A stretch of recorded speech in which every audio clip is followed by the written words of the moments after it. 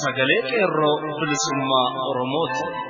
Sagaleen qeerroo bilisummaa Oromoo torbaanitti guyyaa sadii facaasaa yookaan hidhata kamisaa fi jimaata akka lakkoofsa sa'a Oromootti galgala keessaa sa'a 7:00 hanga 8:00tti meetir baandii 16 yookaan kiiloo heerzii 17,840 irratti qilleensa irraan isiniif darbuudha. Kun sagalee qeerroo bilisummaa Oromooti.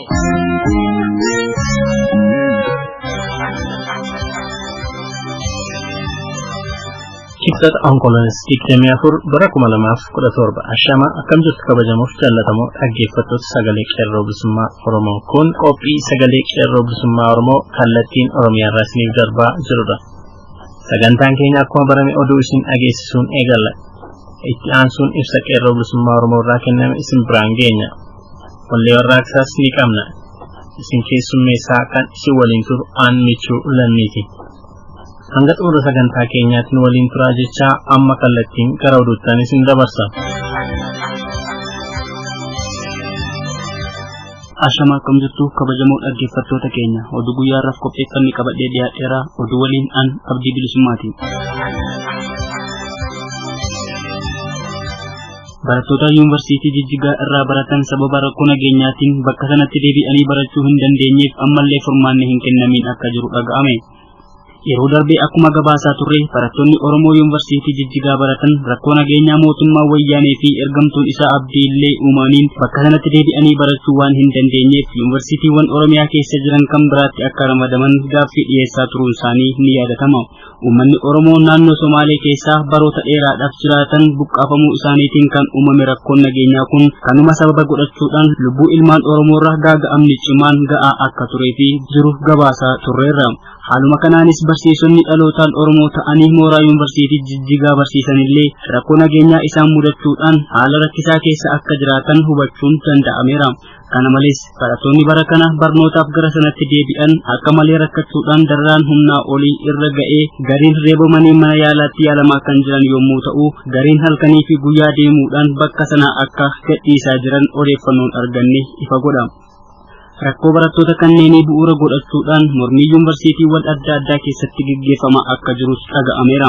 Mooraa yuunivarsiitii saayinsii fi teknooloojii Adaamaa keessatti torban darbarraa eegaluun mormiin gaggeeffamaa kan ture yommuu ta'u ammas itti fufuudhaan guyyaa kaleessaa jechuun Onkololeessa 23 mormiin gaggeeffamaa ooleera.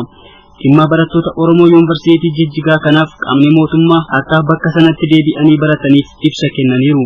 Ibsa isaanii kanaanis magaalaa keessatti nageenya eegsisuun yoo ulfaate mooraa keessatti nageenyi ni eegsifamas jedhaniiru. Ibsa qaamni mootummaa kenne kun sirrii miti jechuudhaan barattoonni mormii akka jalqaban maddeen keenya ibsan.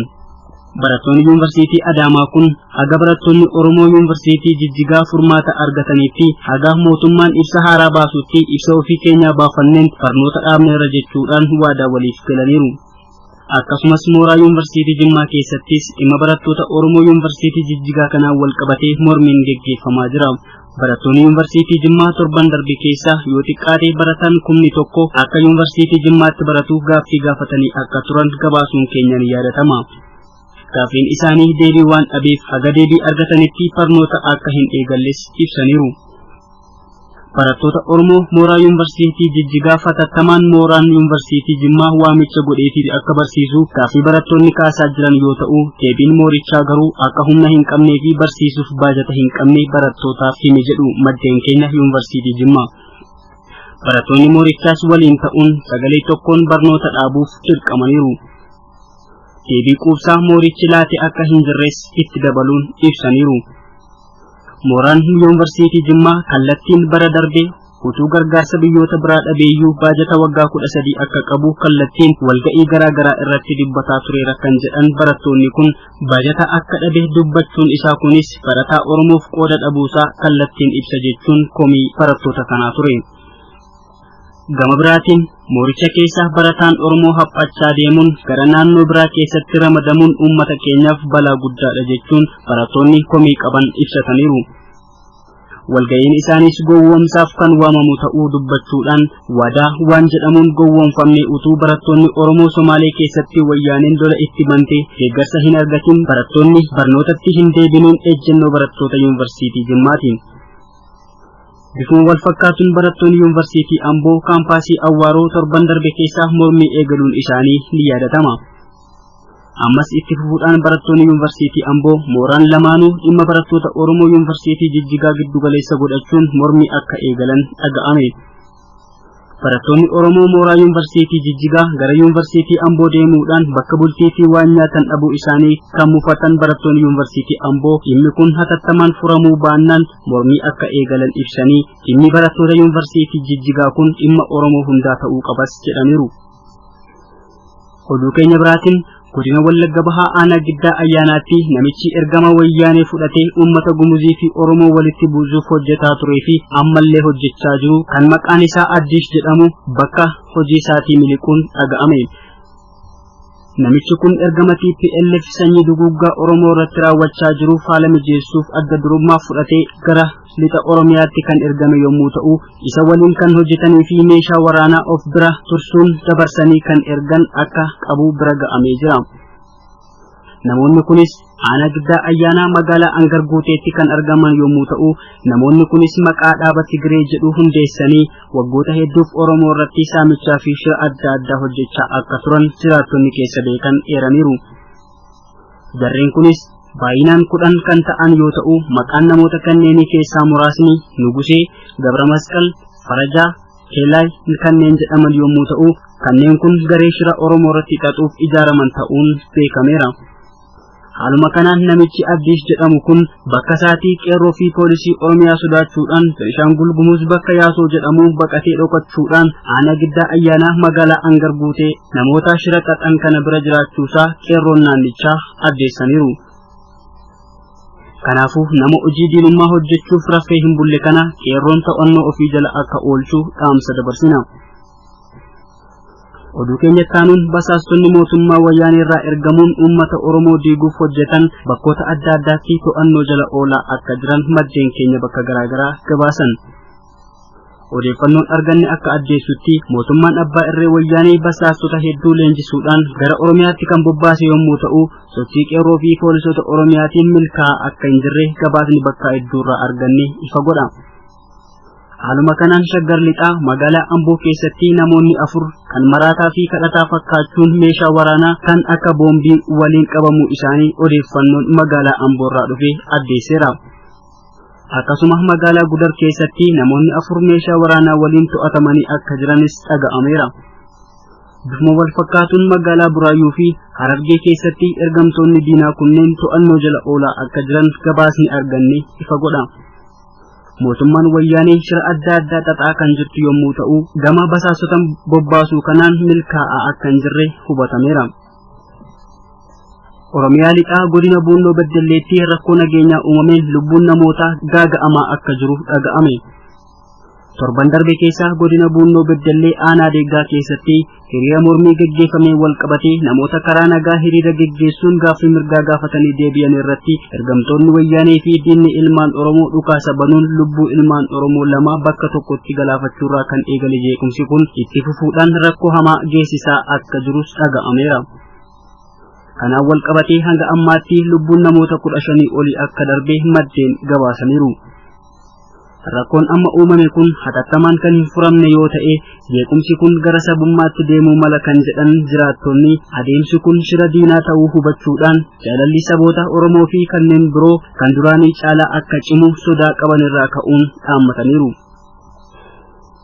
Rakkoo nageenyaa tibba kana bakkoota adda addaatti uumamuun wal qabatee miidiyaaleen adda addaa bifa adda addaan gabaasaa turaniiru. Rakkoo lixa Oromiyaa Buunoo Beddellee aanaa Deeggaatti uumame kana sababa godhachuudhaan miidiyaan TPLF odeeffannoo sobaa dabarsaa tureera. Yeroo uummanni Oromoo sababa gaaffii mirgaa gaafateef ajjeefamaa jirutti miidiyaan mootummaa wayyaanee akka uummanni Oromoo saba adda biraa irratti dhiibbaa gochaa jiruu fi ajjeesaa jirutti dubbataa jiru.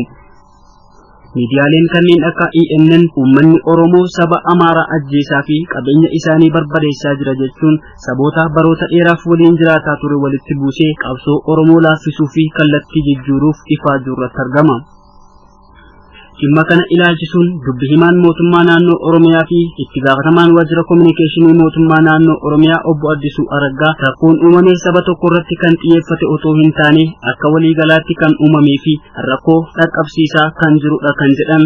Itti dabaluunis sabni Oromoo 9 fi sabni Amaaraa 5 Bunnoo Beddelleetti kan ajjeefaman ta'uu dubbataniiru. Akka miidiyaaleen adda addaa jedhan kana dhimmichi dhimma sabummaa akka hin taanes eeraniiru.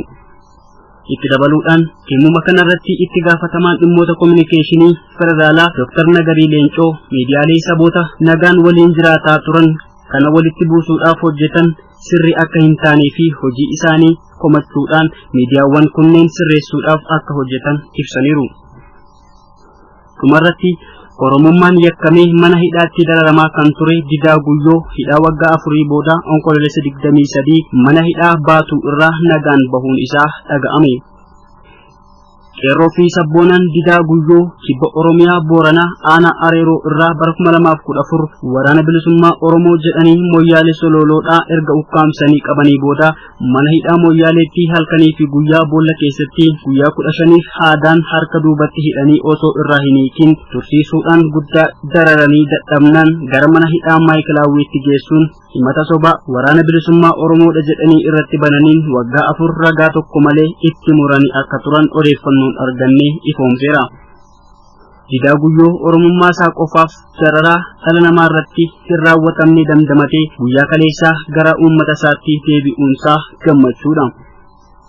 Rakkoof utuu harka hin kennin dhugaaf dhaabbattee haga dhumaatti dhaabbachuu keef galanni kee bilisummaa haa ta'u jechaa maqaa sagalee qeerroo bilisummaa Oromootiin baga nagaan gara uummata jaallattuu fi aarsaa kaffalteefiitti nagaan deebite jechuu barbaanna. Kabajamoo dhaggeeffattoota keenya oduun guyyaa irraaf qopheeffanne kanuma qophiilee keenyaaf waliin turtii gaarii.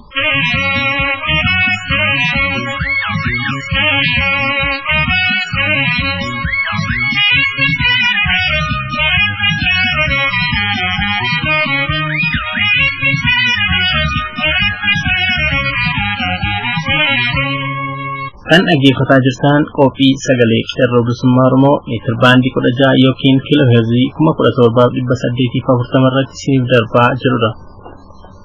Oduu kan isin dhageessise Jaalabdii Bilisummaa ture horii bulu jenna. Sagantaan keenya akkuma itti fufetti jira. Kanatti aansuun wallee warraaqsaa tokkoon booda gara qophii itti aanutan isin dabarsa. Ammas nu waliin tura.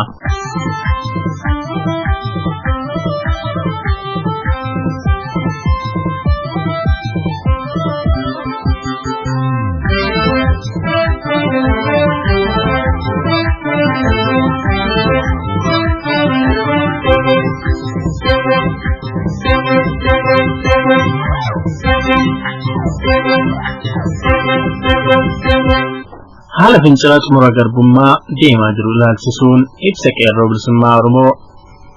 Qeerroon bilisummaa Oromoo haala waliigalaa uummanni Oromoo keessa jiru ilaalchisuun duula mootummaan wayyaanee Kitlaayyola EPRDF jalatti ijaarrate waggaa 25 nu ajjeesaa fi saamaa bahe qabatee daangaa Oromiyaa kallattii hundaarra bane dhumaatii sukkanneessaa lammii keenya irraan gahaa jiru qabeenya saamamee fi barbadaawe duula baname kanaan buqqa'uu lammiilee keenya 150 caalanii ilaalcha keessa galchuun hidhamtoonni Oromoo murtii haqaa waakkatamanii bara hidhaa keessatti galaafatamuu fi gidirfamuun itti fufuurraa walumaa galatti haalan kanneenii fi biroos uummanni Oromoo bulchiinsa sukkanneessaa TPLF EPRDF jalatti mudataa jiru mormuu fi uummata keenyaa fi addunyaa beeksisuuf akkasumas gaaffii mirgaa xiyyeeffatuuf Onkololeessa 11 bara 2017 hiriira nagaa waamuun keenya ni yaadatama.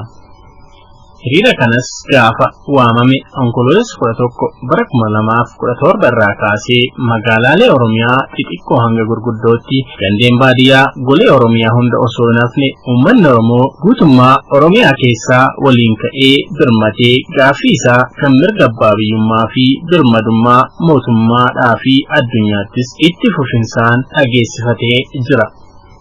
kunis injifannoo ol aanaa xumura sirna garbummaa irratti jalqaba bara kanatti gonfatame ta'uun hundaaf labsina. Kanneen qabsoo bilisummaa Oromoof wareegamaa jirtanii fi uummata keenyas injifannoo ol aanaa kanatti milkaa'uu keenyaaf gammachuu keenya ibsina. Uummata keenyattis boonna. Qeerroon bilisummaa Oromoo milkii fi injifannoo guddaa argame kana keessatti hirmaannaa sabboontota Oppiidoo keessaa kumaan lakkaawamanii kana hirmaannaa isaanii guddoo dinqisiifatu ibsaa. Akkasuma aantummaa poolisoonni Oromiyaa bakkoota hedduutti argisiisan uummata keenya ittisuu fi hiriira kanarratti nageenya hiriirichaa jeequurraa bal'inaan of qusatuu isaaniif dinqisiifannaa qabnus ibsanna. Hireen keenya tokko ta'uu hubatuudhaan warraaqsa biyyoolessaa geggeessaa jirrutti xumura gochuun mirga abbaa biyyummaa harkatti galfatuuf akka waliin sochoonus waamicha keenya haaressinee hundaaf dhiyeessina. Hiriira nagaa haala kanaan nagaan geggeeffamaa ture mootummaan wayyaanee akkuma malasaa humnoota waraanaa itti duulchisuun Shaashamannee, Iloo Abbaa Booraa, Kaaba Shaggarii fi Baha Oromiyaa dabalatee bakkoota hedduutti lammiilee hiriira nagaa geggeessan irratti dhukaasa roobsuun lubbuu namootaa galaafatuusaa guddisnee balaaleffanna. Hiriira kana jeequufis Naqqamtee, Shaashamannee, Walisoo, Kaaba Shawaa fi bakkoota adda addaatti tikoota isaa bobbaasee balaa geessisuu yaalee fi geessises balaaleffanna. Fuula duratti qeerroon bilisummaa fi uummanni keenya shira gara jabinaa tikni wayyaanee bara baraan geggeessu kana of irraa to'atee maseensuu irratti akka dammaqinsaan hojjetu hubachiifna. Qeerroon bilisummaa Oromoo hiriirri gaaffii mirgaa xiyyeeffatuuf karaa nagaa guutummaa Oromiyaa keessatti bal'inaan deemaa ture haala anjaa argatuu fi yeroo barbaachisetti daran bal'atee akka itti fufu dhaamaa naannolee humnoonni hidhattootaa mootummaa jiranitti wal dura dhaabbannoo taasisuurraa akka of qusatamu hubachiifna. Sochiin mirga abbaa biyyummaa fi bilisummaa Oromoo dhugoomsuuf qeerroon bilisummaa Oromoo wareegama qaalii baasee geggeessaa jiru ammallee bifa itti fufinsa qabuun finiinuu akka itti fufuu fi murna saamtota TPLFitti xumura gochuuf akka irree guutuun dhaabbataan sossoonu dhaamsa dabarsina. Sochii itti fufinsaan godhamu kana keessatti uummanni keenya lubbuu fi qabeenya siviilii kamiifuu eegumsa akka godhu walumaan hubachiifna.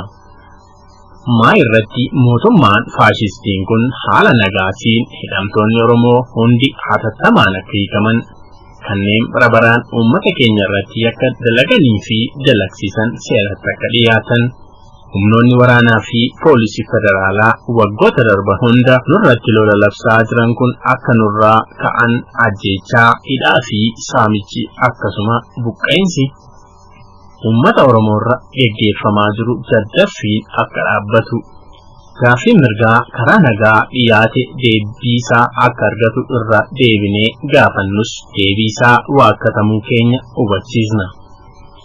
Uummanni keenya ajaja ammaa irraa kaasee mootummaa gabroonfataa diriirsee waanjoo garbummaan hidhee jiru kana of irraa caccabsuu irratti akka hojjetu waamicha gad jabeessinee dabarsina.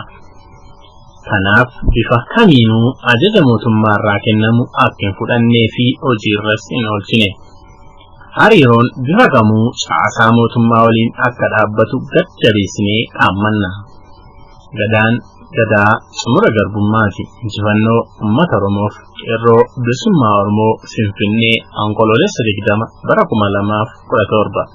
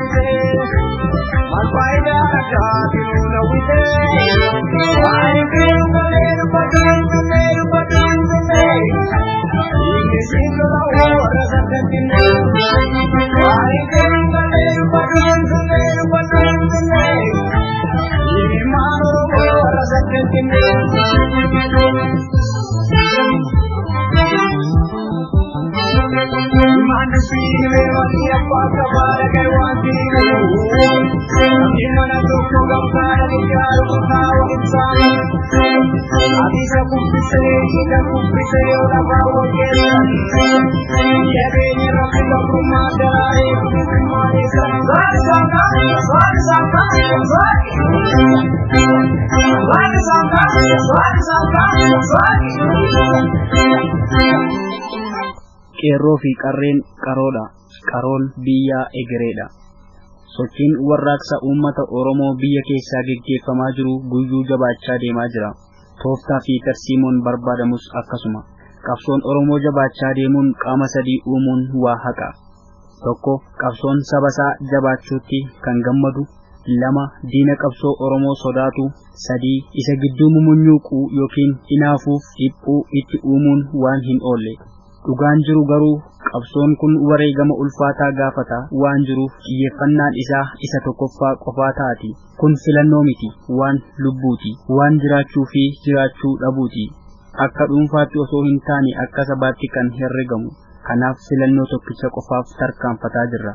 Waan lubbuun itti wareegamte ammoo bakka isaaf malu osoo hin ga'in hin dhaabbatu. Kana dhugeessuuf har'a qeerroo fi qarreen wabii waammachuun rakkisaa miti. Qeerroo fi qarree sochii har'aa taasisaa jiran dantaa adda addaaf sharafanii akka barbaadanitti qajeelchaa hin jiran. Dhugaa saba Oromoo qofaarratti hundaa'anii wareegama baasaa jiru. Uummata isaaniitti kabajaa itti horaa jiru. Kanaaf uummata Oromoo guutuurraa amantaa argatanii murannoo guutuudhaan tarkaanfachaa jiran. Sochiin qabsoo Oromoo har'aa bakka maraa argaa fi dhaga'aa jiru akkasumas uummati itti boonaa jiru kun sochii itti yaadamee fi saganteeffamee akkasumas kaayyoo fagoo kan qabu ta'uu hunda caalaa immoo naamusaan kan guutame ta'uunsaa uummataaf abdii guddaa ta'eera. Kanaaf wareegama ijoollee isaa gootummaan faarfataa jira. Humna qaroo ta'een geggeeffamuun sochii kanaa uummataaf abdii ta'eera.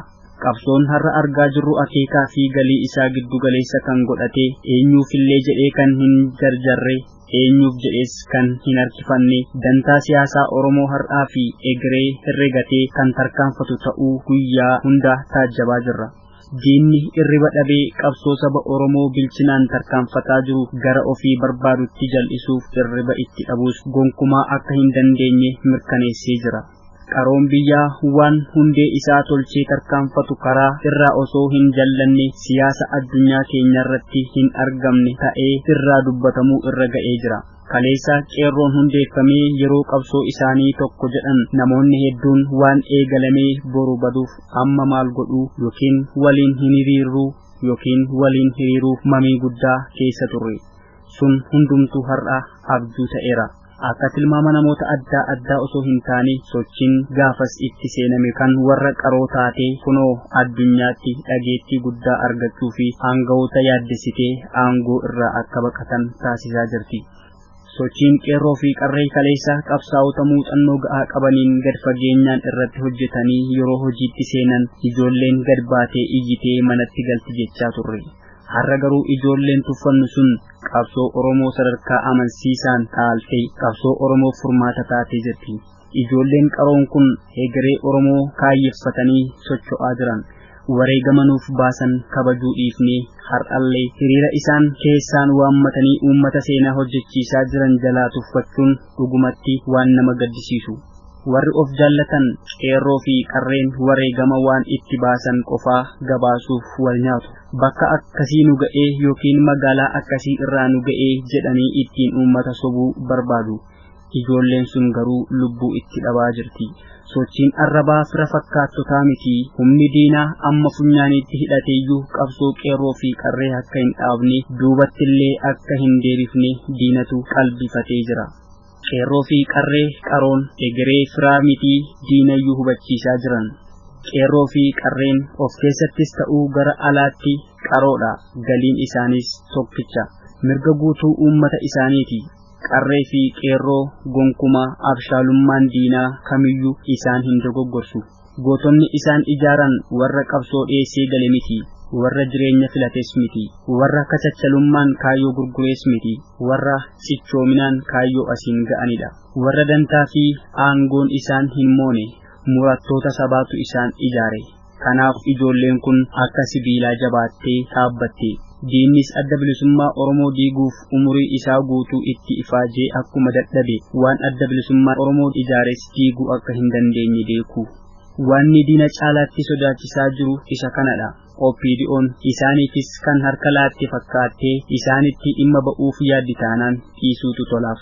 Poolisiin Oromiyaas keessa qeerroo qabachuuf yookiin boruu qeerroomatti dhimma ba'uuf yaadanii taanaan osoo ittiin kasaarree dhaabbachuu qabu.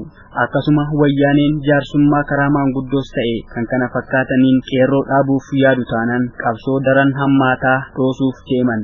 Ijoollee qaroo kana gonkumaa dhaabuun hin danda'amu. Wayyaaneen bifa hedduun socho'aa jirti. Qeerroo kana dhuunfachuuf gama hundaan yaalaa jirti. Kun gonkumaa hin taatu.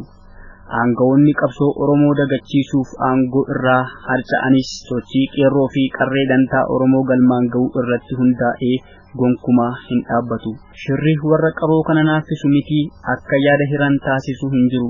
Mirga ofii dabarsanii kennanii mariin taa'amus hin jiru. Wayyaaneen waggaa 27 guutuu haaromsa nuun jettee jirti. Haaromsi kana boodaa hin jiru. Walgayii yaamanii yaada keessan bilisaan dubbadhaa yookiin akka fedha keessanii hiriira ba'aan gonkumaa qeerroo fi qarree akkasuma lafee duddaa isaanii kanneen ta'an qabsaa'ota gonkumaa duubatti hin deebisu, ittis hin dagaman. Qarree fi qeerroon uummata ijaaranii waamichaa fi lallabbii tokko maleetti hiriirri mormii biyya keessatti geggeessaa turan diinni gonkumaa waan kana to'achuu akka hin dandeenye amansiiseera. Warra qeerroon nu harka jira jedhanii maallaqa walitti guuraniis duwwaa ta'uu isaanii mirkaneessee jira. Kanaaf qeerroo fi qarreen qaroodha jenne. Tooftaan diinni bira ga'uu hin dandeenye tarrifamanii jiru. Eenyullee osoo hin beekne ummanni Oromoo yeroo barbaadetti biyya abbaa isaa dhuunfachuu danda'a. Garuu waan dursuu qabu hundumtuu dursuu qaba. Ummanni qabsoo kana keessatti of qorachuu qaba. Irree isaa akka dansaatti itti amanuu qaba. Jaalala waliif qabaachuu qaba. Waliif birmachuu hojii guyyuu godhachuu qaba. Hadhaa fi miyaa qabsoo dachee ofirraa akka dansaatti adda baasee beekuu qaba. Akkatti ofittisu beekuu qaba. Naamusaa fi abboomamuu beekuu qaba. Firaa fi diina adda baafatee beekuutu irra jiraata. Waan hunda adda baafatee muuxeffachuu qaba. Adeemsi warra qabsaa'otaa baroota itti fudhatanii hojjetanii fi qeerroo fi qarreen dhugoomaa jiru isa kana. Warri qabsoon harkifatee jedhan kana boodamee haa dubbatan. Dhugaa yeroo fudhate kana haa amanan. Waan hundeen isaa tolee hunda amalchiisaa jiran kan ammoo simachuu qaban. Qeerroo fi qarreen qaramaniiru. Diinarra tarkaanfachuus baraniiru. Miliquu fi balaa buusuus baraniiru. Lammii baraaruu fi ijaaruus hubataniiru. Kan itti aanu isaanutu beeka. Waan isaan yaadan onnee uummataa keessa jira. Isaaf ofaa qopheessinu. Dhugaan dhihaattee jirti. Sochiin OPDO har'aa maddi isaa qeerroo fi qarreedha. Maddi qeerroo fi qarree immoo abbaa qabsaa'ota kumaatamaati. Waan ganama toletu galgala toluuf jira liqimsaa yookiin amanaa. Qabsoo Oromoo sadarkaa itti aanutti ceesisuuf of qopheessaa. Diinni carraa laatameef itti fayyadamuu yoo dide kadhaa isaa hin dhaqnu. Diinnis ta'ee qaamni kamiyyuu waan gochuuf deemu hundaa qabsoo Oromoo tilmaama keessa kan galchu yoo ta'e qofadha. Araarri jiraatus dhiisuus waliin dubbachuun jiraatus dhiisuus qabsoo amma ammaatti itti jirru laaffisuun shirri barbaadee saganteeffamus sochiin qarree fi qeerroo galii isaa irraa hin maqu. Jaarsummaa fi maanguddummaan hin dhaabbatu. Wayyaanee haaromsuu yookiin OPDO haaromsuun kan furamuu miti. Tokkoof tokko wayyaanee aangoo irraa buusuudha. Mirga hiree murteeffannaa uummata Oromoo fi cunqurfamtootaa mirkaneessuudha. Abshaalummaan habashootaa fi warra habashootaaf jilbeeffatanii raawwateera. Itoophiyaan jiraachuu fi dhiisuu uummatootatu murteessa. Nagaa isaaniitu dhugeessa. Kana qeerroo fi qarreen kan jedhaa jiran. Taphi siyaasaa kaaba keessa watu xumuramtee jirti. Qaroon yeroo hundaa galiin isaa egereedha. Egeree keenya diinaaf dabarsinee hin kenninu. Horaa bulaa. Egaan dhaggeeffattoota keenya sagantaan keenya guyyaa har'aaf dhiyeeffanne kana fakkaata. waan nu dhaggeeffataniif galanni keessan bilisummaa haa ta'u. Qophii keenya guyyaa biroon hanga wal agarruutti nagaan nuuf tura. Injifannoo uummata Oromoof. Gadaan gadaa bilisummaati.